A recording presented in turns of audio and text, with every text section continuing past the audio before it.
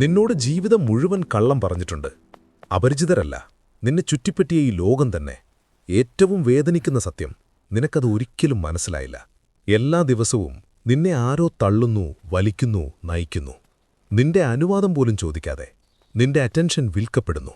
നിന്റെ ചോയ്സസ് നീ തിരഞ്ഞെടുക്കുന്നതിന് മുൻപേ ആരോ രൂപപ്പെടുത്തുന്നു. നീ സ്വയം തീരുമാനിക്കുകയാണെന്ന് കരുതുമ്പോൾ ആ തീരുമാനം നേരത്തെ തന്നെ വേറൊരാൾ എടുത്തിട്ടുണ്ട്. ഇതൊരു തിയറിയല്ല, ഇത് നിന്റെ ദൈനംദിന ജീവിതമാണ്. നീ സ്ക്രോൾ ചെയ്യുന്നത് നിനക്ക് വേണ്ടിയിട്ടല്ല, എന്തോ നിന്നെക്കൊണ്ട് ചെയ്യിക്കുകയാണ്. വേണ്ടാത്ത സാധനം വാങ്ങി, കാരണം ആ പ്രഷർ റിയലായി തോന്നി. ഉള്ളിൻ്റെ ഉള്ളിൽ നോ പറയണമെന്ന് തോന്നിയിട്ടും യെസ് പറഞ്ഞു. നീ മൂവ് ചെയ്യണമെന്ന് അറിഞ്ഞിട്ടും കംഫർട്ടബിളായിരുന്നു. ഇതാണ് മാനിപ്പുലേഷൻ. അത് ഫോഴ്സ് പോലെ തോന്നില്ല, ഫ്രീഡം പോലെ തോന്നും. അതുകൊണ്ടാണ് അത് ഇത്ര ഡേഞ്ചറസ് ആകുന്നത്. ഇതാ 5 മാനിപ്പുലേഷൻ ട്രിക്സ്. ഒരിക്കൽ കണ്ടുകഴിഞ്ഞാൽ നിനക്ക് പഴയതുപോലെ ജീവിക്കാനേ ആകില്ല. 1. Urgency without importance. Limited time, last chance, ഇപ്പോൾ തന്നെ ചെയ്യണം. ഈ വാക്കുകൾ നിന്റെ ചിന്തയെ ഓഫാക്കാൻ വേണ്ടി ഡിസൈൻ ചെയ്തതാണ്. റഷ് അനുഭവിക്കുമ്പോൾ നീ ലോജിക്കലാകില്ല.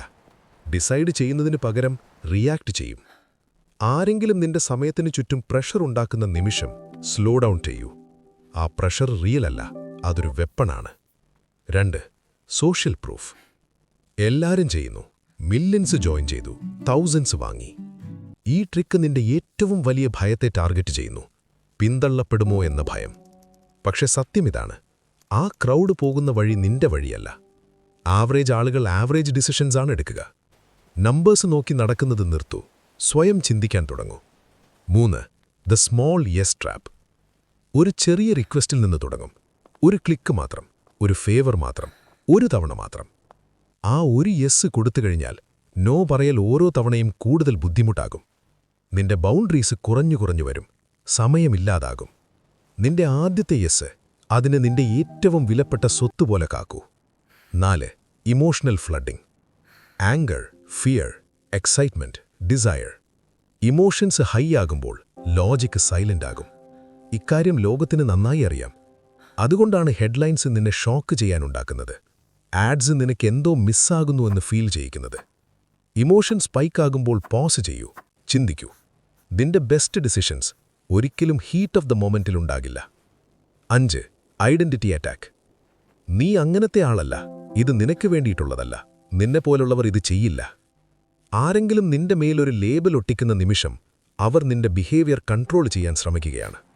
നീ ഒരു ലേബലല്ല, നീ ഒരു കാറ്റഗറിയല്ല.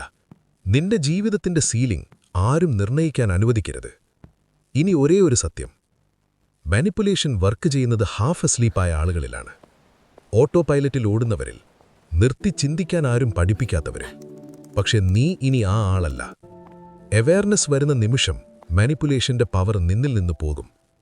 ഡിസിപ്ലിൻ ബിൽഡ് ചെയ്യുമ്പോൾ, റിയാക്ട് ചെയ്യുന്നതിന് മുൻപ് ചിന്തിക്കുമ്പോൾ, കംഫർട്ട് ചേസ് ചെയ്യുന്നത് നിർത്തി ഗ്രോത്ത് നോക്കി നടക്കുമ്പോൾ, നിന്നെ കൺട്രോൾ ചെയ്യാൻ ആർക്കുമാകാത്തൊരു മനുഷ്യനായി നീ മാറും.